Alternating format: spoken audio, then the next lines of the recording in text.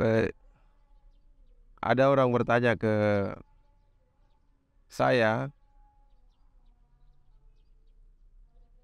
kenapa Allah Subhanahu wa taala perlu membuat kita menderita, perlu memberikan ujian? Bukankah Dia Rahman dan Rahim?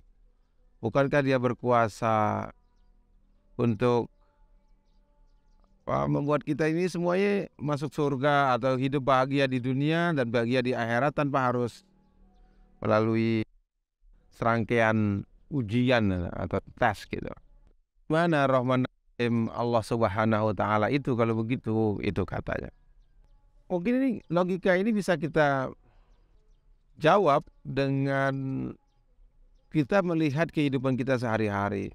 Di dalam kehidupan kita sehari-hari sekarang ini kita mendengar ada istilah fit and proper test dilakukan oleh lembaga-lembaga tertentu.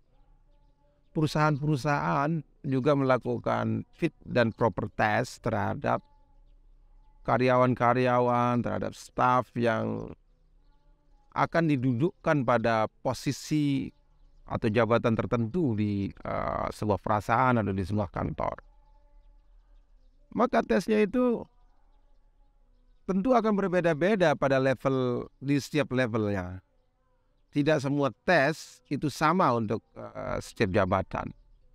Dan orang-orang yang ikut tes juga tentu orang-orang yang memang sudah terpilih, disinyalir punya potensi untuk itu. Lalu setelah orang itu lulus tes, kita akan mengatakan bahwa oh ya, kita akan menerimanya dengan akal sehat, bahwa orang tersebut memang layak untuk mendapat jabatan tersebut, duduk di jabatan tersebut. Maka kalau di dunia kita bisa dengan akal sehat kita itu bisa menerima itu, maka sebenarnya itu tidak jauh beda juga dengan kehidupan di akhirat. Maka orang-orang yang kualifikasi tinggi tentu layak untuk mendapatkan pahala dan ganjaran yang tinggi, jabatan yang tinggi di akhirat. Nah, tapi kita akan tahu kualifikasi dari seseorang kalau dia belum pernah diuji, itu problemnya. Maka disitulah kemudian dia masuk akal bahwa ujian hidup dari Allah itu penting untuk kita. Allah Subhanahu wa taala mengatakan ujian itu kadang-kadang ditujukan untuk waliya'lamallahu allazina amanu minkum waliya'lam, atau di ayat lain disebut waliya'lamallahu allazina jahadu minkum waliya'lamas sabirin. Kadang-kadang tes itu untuk multi purpose dengan tujuan yang banyak. Satu, kadang-kadang untuk mengetahui siapakah yang beriman di antara kalian dan dia tidak beriman.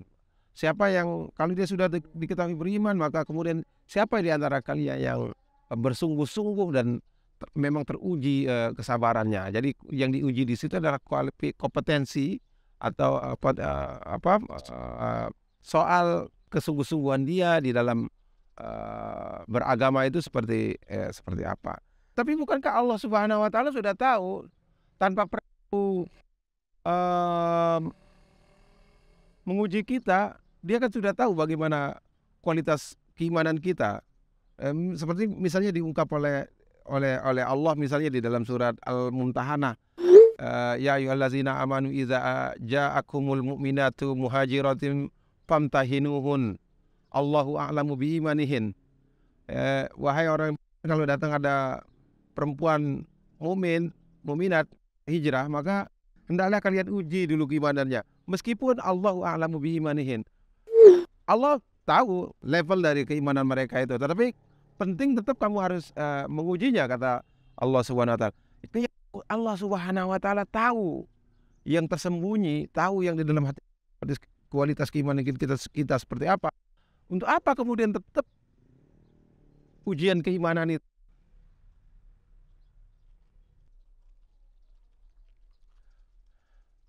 Benefit dari ujian itu tidak ada gunanya untuk Allah, nggak ada manfaat untuk Allah. Justru manfaatnya untuk kita. Sama dengan berzikir misalnya. Berzikir itu tidak akan memberikan keuntungan apapun kepada Allah. Misalnya akan dia membesarkan zatnya, bikin kerajaan dia lebih besar, oh ya bikin arsy-nya lebih mengkilat misalnya, atau bikin Allahnya tambah berkuasa, zikir enggak. Tetapi benefit dari berzikir itu balik ke kita. Jadi dengan semakin kita sering mengucapkan nama Allah misalnya, maka secara psikologis itu akan membuat kita itu sama dengan Anda jatuh cinta. Nah, jadi soal ujian tadi, kenapa dia berdampak positif buat kita? Itu tidak berbeda dengan orang yang atlet yang berlatih latihan-latihan yang keras dengan soal-soal yang rumit. Maka persoalan-persoalan yang lain di dalam kehidupan sehari-hari itu akan menjadi lebih enteng buat dia. Jadi benefitnya di dia. Jadi ketika dia sudah terbiasa misalnya dengan tes yang berat, exercise yang berat, maka ketika dia menghadapi kehidupan ini tidak ada lagi ada lagi kehidupan cobaan hidup yang lebih berat dari itu. Sehingga dia kehidupannya akan lebih berbahagia. Karena apa? Semua dia lihat sudah terlihat enteng. Itu sama dengan orang yang ya sudah terbiasa lari maraton, lalu ketika dia harus berjalan-jalan di di kota atau di mana saja di desa, dia akan melihat semua trek ini landai-landai saja dengan santainya. Dia akan melakukannya dengan riang gembira. Kita punya contoh yang terbaik di Al-Qur'an. Allah Subhanahu wa taala mengatakan, "Nahnu naqussu 'alaika ahsanal qasas bima ilka Al-Qur'an." Jadi ini ada informasi Allah Subhanahu wa taala kepada Nabi Muhammad bahwa kami ceritakan terbaik dan cara wahyu Quran. Ini ayat ini turut ketika Rasulullah SAW, manusia paling mulia, Allah menghadapi puncak dari ujian dia yang disebut dengan huzn, duka cita.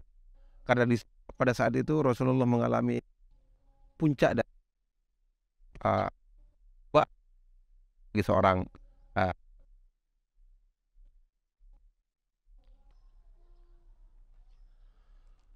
amul huzn, tahun duka cita. Disebut begitu karena pada saat itu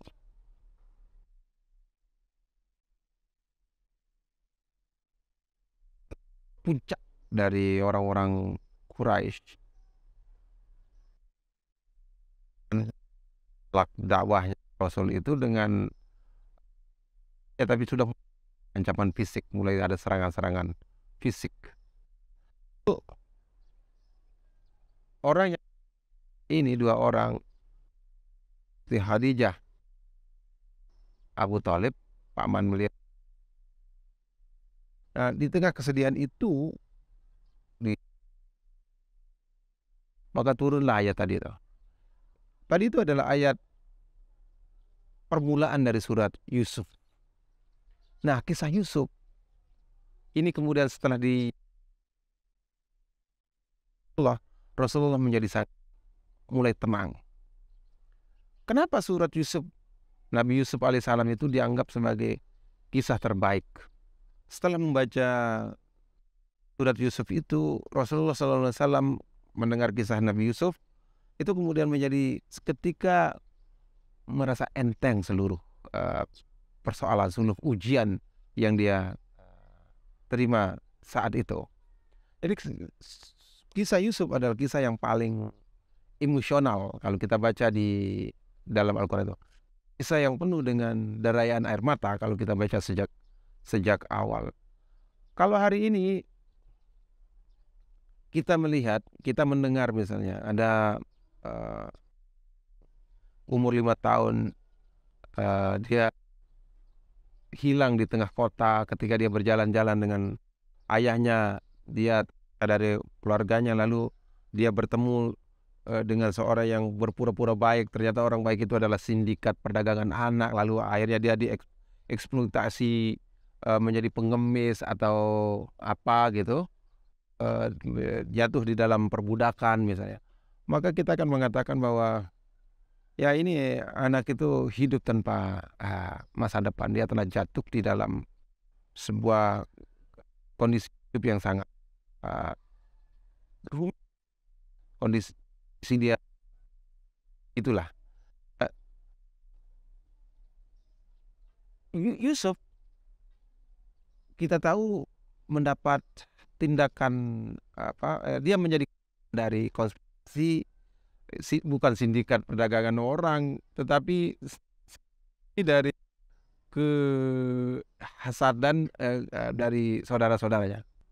Ya anak seperti Yusuf akan kita bilang itu dia tidak ada harapan tanpa masa depan. Tapi ternyata memang begitulah skenario Allah itu bekerja ya. Jangan pernah kehilangan harapan. Pada akhirnya kita tahu bahwa Yusuf akhirnya dia berubah menjadi seorang yang tidak hanya tampan tetapi juga berkuasa. Impian para lelaki-laki tuh sudah tampan, kaya raya, berkuasa lagi, ya.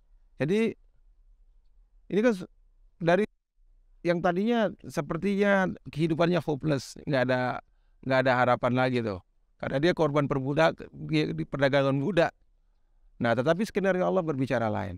Nah, jadi dari pelajaran-pelajaran itu, dari pelajaran kehidupan Yusuf, kita seharusnya juga belajar bahwa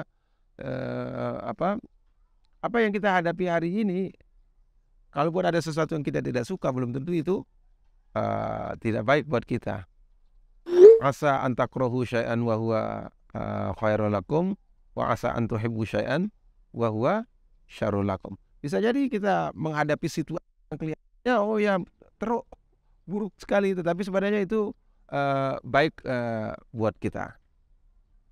Mungkin itu penting dari kehidupan Yusuf.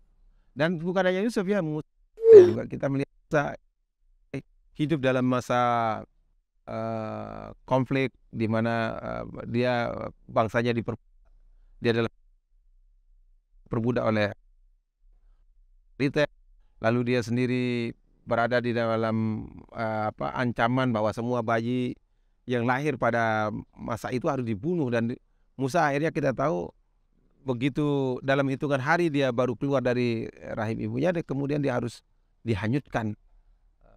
Tetapi kemudian takdir berbicara lain. Kalau misalnya kita melihat kalau pada hari itu kita melakukan vonis langsung bahwa oh ya ini manusianya orang ini, anak ini tidak ada harapan, maka sebenarnya Musa tidak akan menjadi apa-apa, atau Yusuf juga tidak akan menjadi apa-apa. Tapi ternyata kemudian kita tahu Yusuf dan Musa yang dalam masa kecilnya sejak usia yang sangat dini dia mengalami cobaan-cobaan hidup tadi itu, ternyata dia tumbuh besar menjadi seorang pemimpin peradaban yang dikenal, dengan catatan bahwa dia tidak berubah. Integritasnya di dalam keadaan baik ketika dia berada dalam tekanan, dalam ujian, maupun ketika dia berada dalam kekuasaan, tetap punya integritas yang sama.